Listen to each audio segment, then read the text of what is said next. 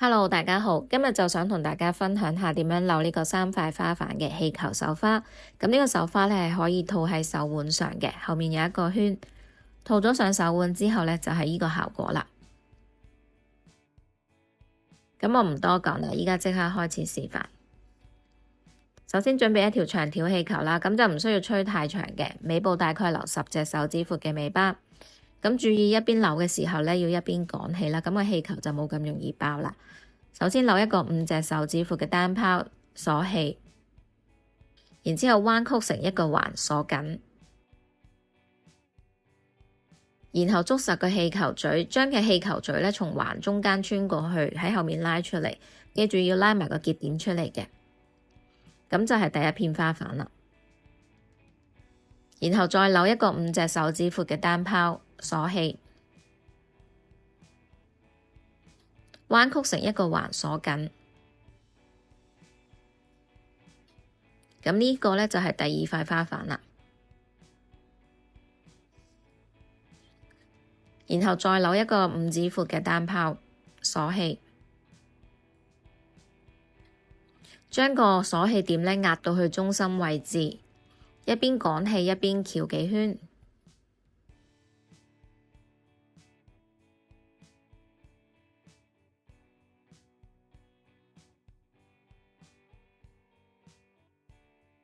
然後消氣，將多餘嘅氣球咧就剪走。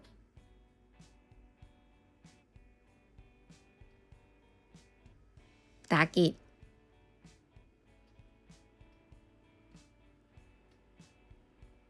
然後再翹多幾圈。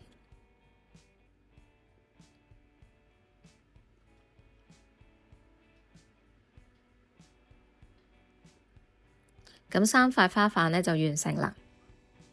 然後再準備一條長條氣球，咁就淨係吹一個單拋就得啦。將個單拋咧放喺花瓣嘅中心，捉住個氣球嘴，翹幾圈，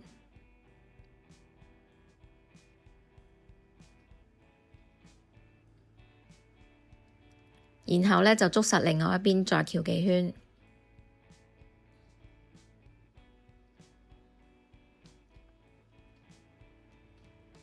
反轉去背面，咁呢度咧就視乎你想要個圈圈幾大，就留幾長嘅尾巴。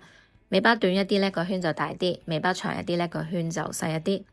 決定好長度之後咧，就將一隻手將尾巴按緊喺中心位置，再用另外一隻手咧拉緊尾巴，翹幾圈。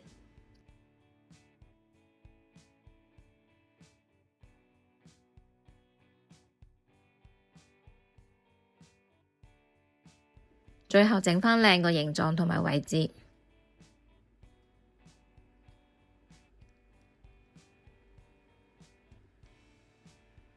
咁3塊花瓣嘅手花咧就完成㗎喇。